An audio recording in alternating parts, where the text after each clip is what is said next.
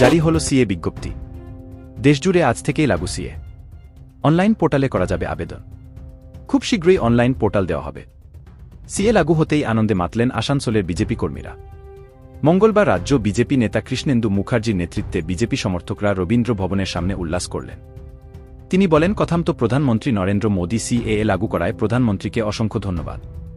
তিনি বলেন, বাংলাদেশ, পাকিস্তানে বিভিন্ন ধর্মের মানুষ ওইসব দেশে অত্যাচারিত হয়ে ভারতবর্ষে এসেছেন, তাদেরকে নাগরিকত্ব দেওয়ার কাজ প্রধানমন্ত্রী দায়িত্ব নিয়ে করেছেন। দীর্ঘদিনের পর সিএএ লাগু হওয়ায় গোটা দেশ আনন্দিত এবং গর্বিত।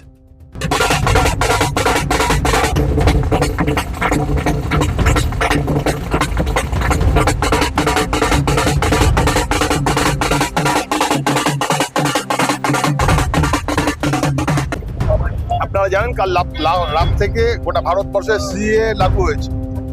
সিএ লাগু হয়েছে তার মানে হচ্ছে আমাদের যে তিনটে প্রতিবেশী দেশ পাকিস্তান, বাংলাদেশ, আফগানিস্তানে আমাদের মা ভাই বোনেরা যারা সেখানে নিজেদের ধর্ম পালন করতে পারতো না, বিভিন্নভাবে অত্যাচারিত নিগৃহীত হতো, তারা আমাদের দেশে শরণার্থী হিসেবে এসছেন, পালিয়ে এসছেন, বাঁচবার জন্য এসছেন, নিজের ধর্ম প্রপার পালন করবার জন্য এসছেন। তাদেরকে আজকে নাগরিকত্ব প্রদান করা হচ্ছে। এর চেয়ে ভালো খবর কিছু হতে পারে না। এই জন্য আজকে আমরা এখানে এই সেলিব্রেশন করছি।